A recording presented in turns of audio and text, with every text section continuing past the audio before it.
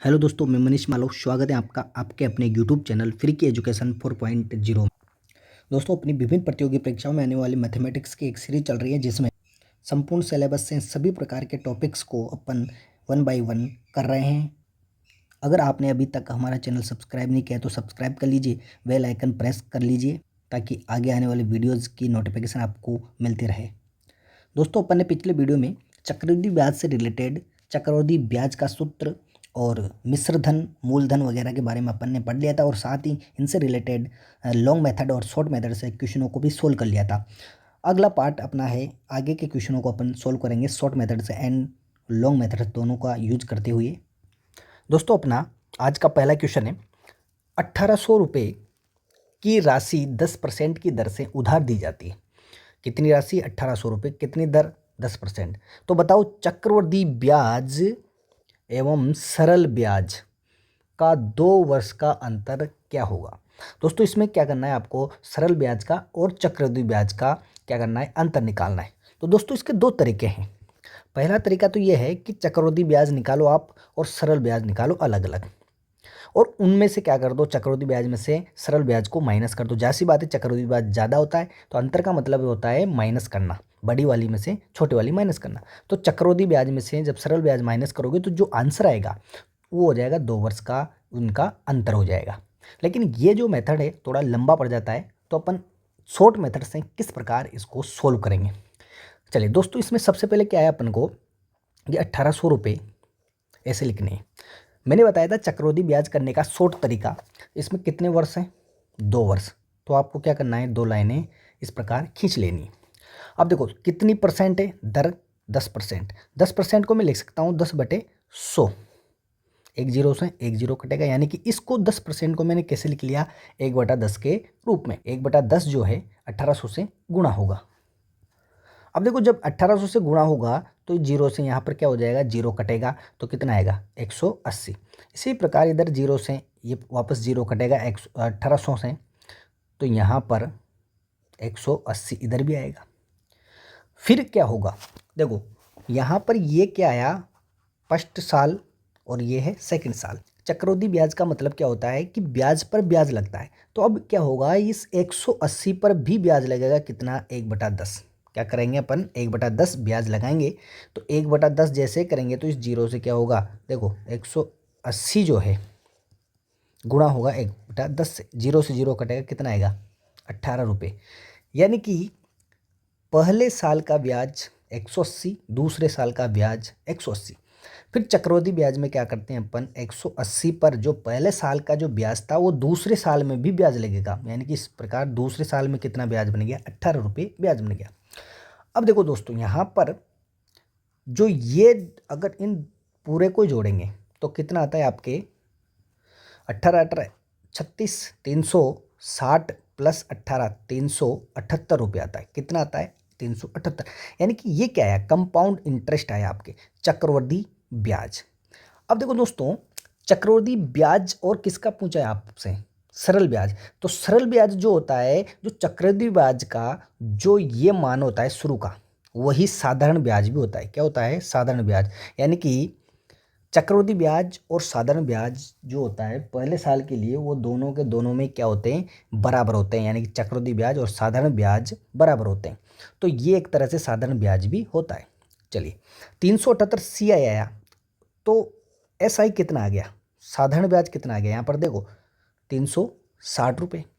अब अंतर पूछा है तो CI माइनस SI बराबर कितना, 378 में से मैं 360 जब माइनस करूँगा तो कितना आएगा, आपके 18 रुपये आएंगे। क्या आएंगे, 18 रुपये। यानी कि इनका अंतर क्या हो गया, आपके 18 रुपये हो गया, यानी कि 18 आंसर आ गया। आप यहाँ से डायरेक्ट ऐसे भी देखकर कर सकते हो इसको, 2 साल का अगर दिया गया है तो, यानी कि आंसर कितना आ जाएगा, 18 रुपये आ जाएंगे। अब दोस्तों, अगर यहाँ पर इन क्वेश्चन में भी पूछ ले कि 2 साल का दूसरे वर्ष का चक्रवृद्धि ब्याज कितना होगा, तो दूसरे वर्ष, ये पहला वर्ष है, ये क्या है, दूसरा वर्ष, तो दूसरे वर्ष का चक्रवृद्धि ब्याज कितना होगा, 180 प्लस 18। यानी कि इन दोनों को जोड़ने पर जो आंसर आएगा वो आपका होगा दूसरे वर्ष का चक्रवृद्धि ब्याज। दोस्तों, अगला क्वेश्चन है अपने, किसी धन का 2 वर्षों का साधारण ब्याज 400 रुपये है तथा 2 वर्षों का चक्रवृद्धि ब्याज 412 रुपये है। तो वार्षिक ब्याज की दर क्या होगी? अपन को क्या निकालना है, यानी कि आर का मान निकालना है अपन को। आर कितनी % होंगी ये ज्ञात करना है। अब देखो दोस्तों, इसको करेंगे अपन एकदम शॉर्ट मेथड से।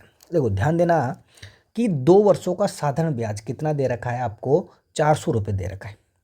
यानी कि 2 वर्षों का SI कितना है, 400 रुपये, और 2 ही वर्षों का CI कंपाउंड इंटरेस्ट कितना है आपके 412 RS 412 रुपीज़।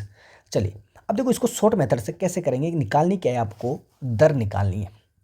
तो मैंने एक तरफ लिख लिया यहाँ पर साधारण ब्याज, क्या लिखूंगा, साधारण यानी कि सिंपल इंटरेस्ट, और एक तरफ लिख लिया मैंने CI कंपाउंड इंटरेस्ट।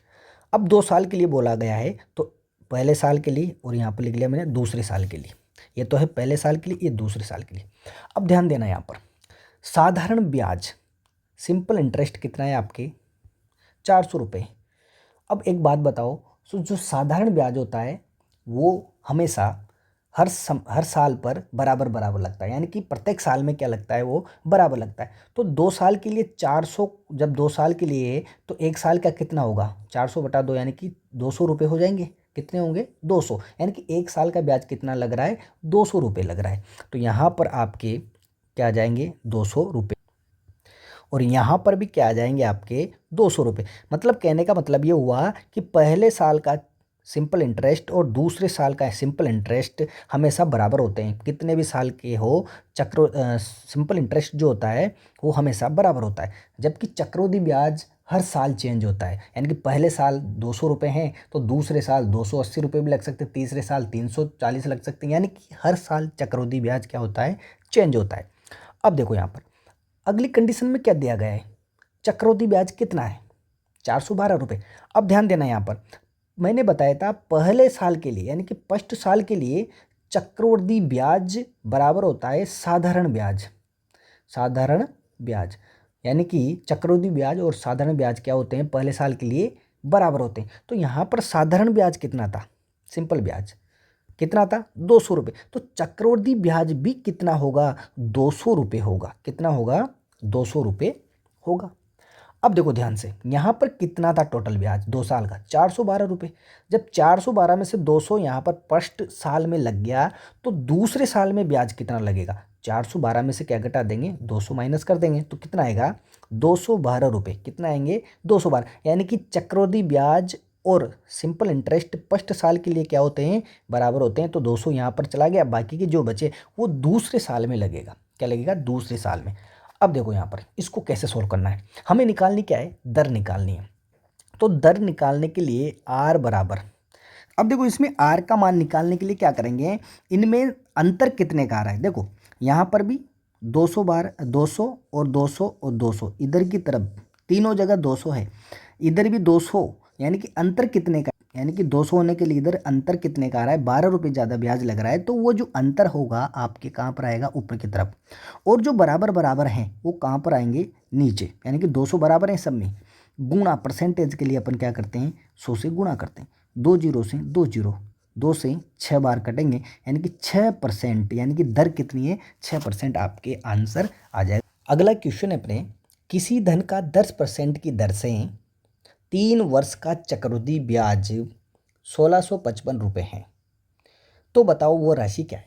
इसमें क्या पूछा है अपन को, राशि पूछी है कि जो ब्याज से दी गई थी वो राशि पूछी है। यानी कि ये जो दे रखा है चक्रवृद्धि ब्याज दिया हुआ है आपको, क्या दिया गया है, CI कंपाउंड इंटरेस्ट गिवन है अपन को, आर की वैल्यू बराबर 10%, टी टाइम 3 ईयर्स 3 साल दिया गया है, और चक्रवृद्धि ब्याज CI बराबर कितना है, 1655 रुपये, ये दिया गया है। अपन को निकालना क्या है, राशि निकालनी है, यानी कि मूलधन निकालना है। क्या निकालना है अपन को, मूलधन।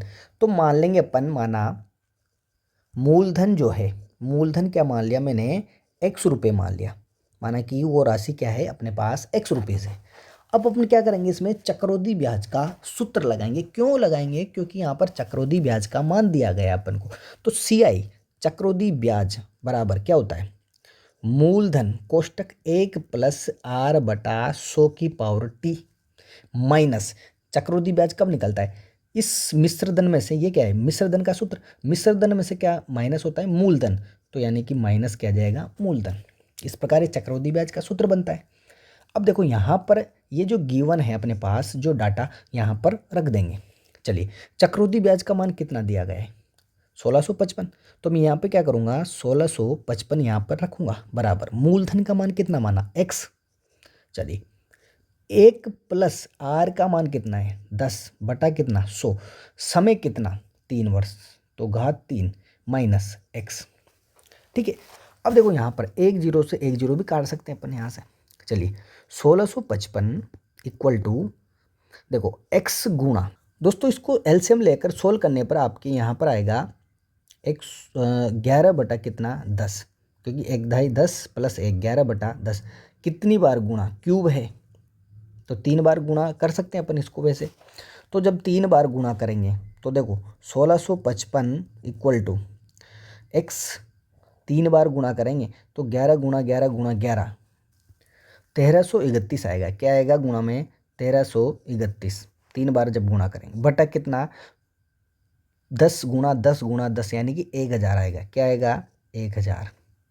ठीक है, माइनस का x। चलिए, अब यहाँ से क्या करना है आपको? एलसीएम लेना है। देखिए, इसका एलसीएम कैसे लेंगे? 1655 तो अपनी जगह है बराबर, एलसीएम लिया मैंने 1000, तो ये 1331x बनेगा। 1331x माइनस ये बटा 1 कर सकता हूँ। ये 1000, 1 का भाग 1000 में 1000 बाहर जाएगा तो 1000 x से गुणा होगा तो 1000 x होगा। ठीक है। अब 1655 इक्वल टू देखो 1331 में से 1000 माइनस करूँगा क्योंकि दोनों जगह x है तो 331 बचेगा। 331x बटा कितना? 1000। इसको अपन क्या करते हैं? देखिए इधर की तरफ सोल्व करते हैं। देखो 1000 इधर मल्टीप्लाई होगा और ये कहाँ जाएगा? इधर, क्योंकि अपन को x का वैल्यू निकालना है। तो 1655 गुणा होगा किससे? 1000 से बराबर, इधर x बचेगा और बटे में ये जो 331 से बटे में चला जाएगा 331, यानी कि x का वैल्यू मूलधन निकालना है अपन को। चलिए, ये कटेगा आपको 5 बार। कितनी बार? देखो 331 को 5 से गुणा करो, 3 पंजे 15, 15 का 5 हासिल का 1, 3 पंजे 1, 16, 1655 बन रहा है। यानी कि कुल मिला के कितनी बार कट रहा है? 5 बार कट रहा है। 5 को 1000 से गुणा करेंगे तो कितना आ जाएगा? x बराबर 5000 रुपये, यानी कि मूलधन कितना आ गया? 5000। देखो दोस्तों, अगला क्वेश्चन अपने 50,000 रुपये का 30% वार्षिक ब्याज की दर से 1 वर्ष के साधारण ब्याज और चक्रवृद्धि ब्याज में क्या अंतर होगा? दोस्तों मैंने बताया था 1 वर्ष में साधारण ब्याज और चक्रवृद्धि ब्याज दोनों के दोनों क्या होते हैं? बराबर होते हैं, तो कोई अंतर नहीं होगा। क्यों? क्योंकि इसमें चक्रवृद्धि ब्याज 5000 रुपये हैं तो साधारण ब्याज भी जैसे कि 5000 रुपये होंगे। तो चक्रवृद्धि ब्याज भी 5000 और साधारण ब्याज भी 5000 हैं, तो दोनों का अंतर क्या होगा? 0 होगा, यानी कि कोई अंतर नहीं होगा। क्या? कोई अंतर नहीं होगा। दोस्तों इसको अगर चाहो तो आप सोल्व कर सकते हो। कैसे? आप चक्रवृद्धि ब्याज का CI कंपाउंड इंटरेस्ट निकालना और साधारण ब्याज SI P गुणा R गुणा T बटा 100 करके आपको SI निकालना है। जब दोनों को निकालोगे आप तो सिंपल इंटरेस्ट और कंपाउंड इंटरेस्ट दोनों के दोनों क्या आएंगे? आपके बराबर आएंगे। यानी कि जब बराबर आएंगे तो इसका मतलब क्या हुआ? चक्रवृद्धि ब्याज और साधारण ब्याज में कोई अंतर नहीं होगा। क्या? कोई अंतर नहीं होगा। ये आएगा इसका आंसर।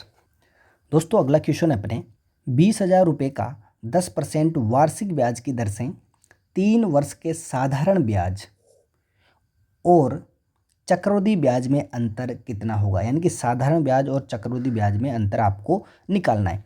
चलिए दोस्तों, इसको मैंने पहले भी बताया, ये क्वेश्चन शॉर्ट में कैसे करते हैं, शॉर्ट मेथड से किस प्रकार इसको सोल्व करते हैं, इसको एक बार और अपन सोल्व करते हैं। वो 2 साल वाला बताया था, ये 3 साल वाला है। दोस्तों जब 3 साल के लिए चक्रवृद्धि ब्याज निकालना हो तो किस प्रकार निकालेंगे और उनका अंतर कैसे निकालेंगे?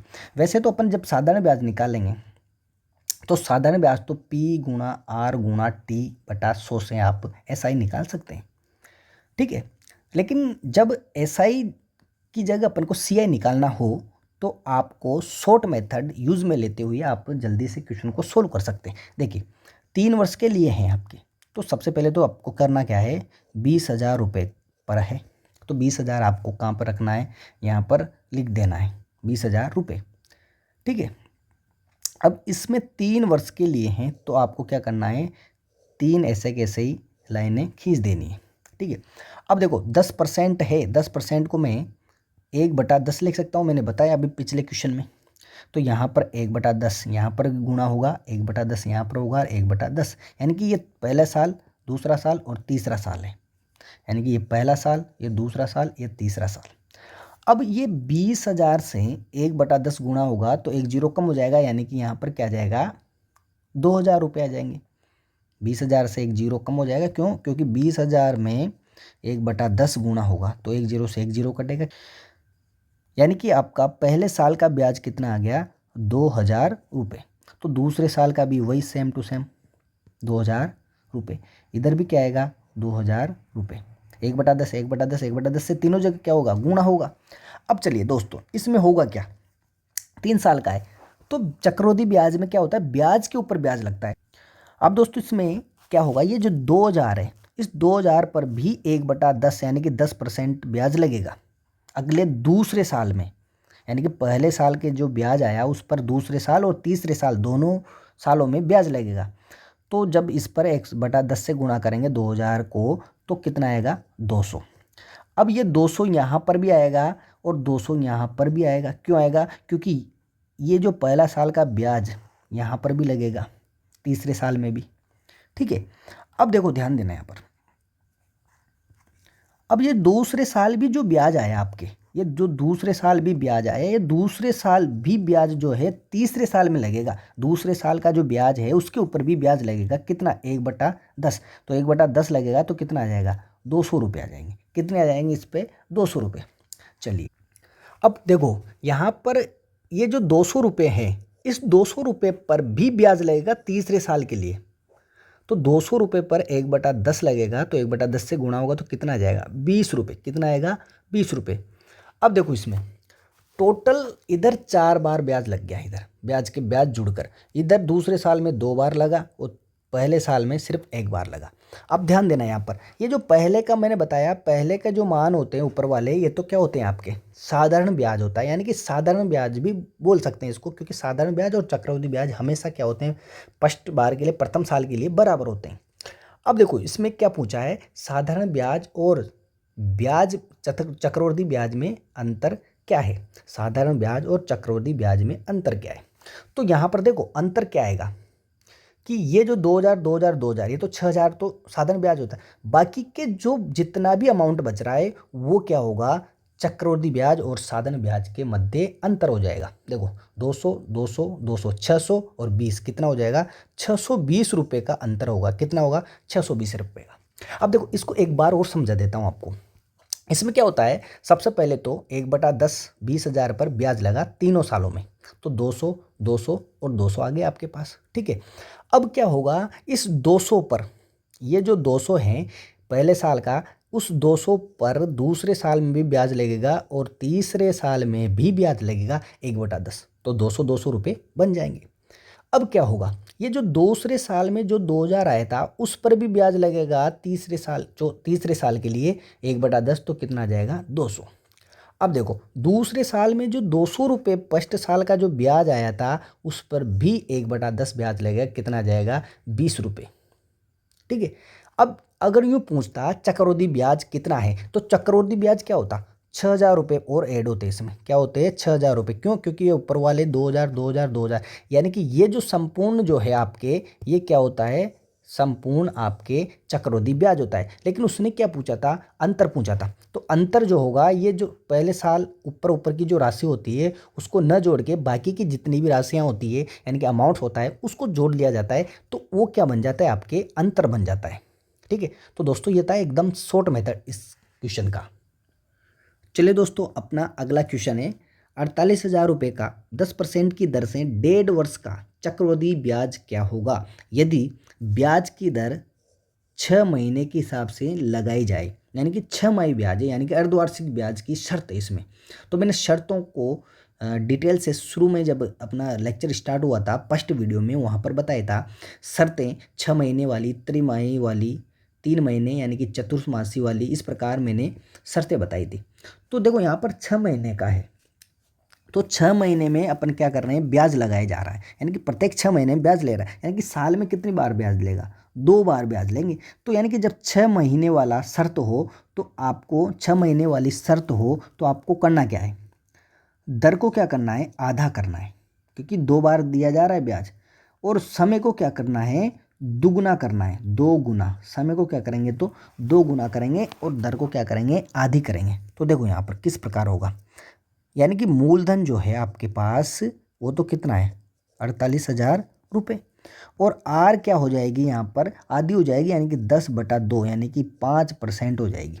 और समय दुगुना हो जाएगा, तो 1.5 वर्ष का दुगुना कितना होगा, 3 वर्ष। कितना हो जाएगा, 3 वर्ष। अब देखो दोस्तों, इसको आप मैंने जो तरीका बताया उससे भी कर सकते हो, और आप नॉर्मल सीआई जिस प्रकार अपन सूत्र मिश्रधन वगैरह लगाकर उससे निकालते हैं सीआई का, उससे भी कर सकते हैं।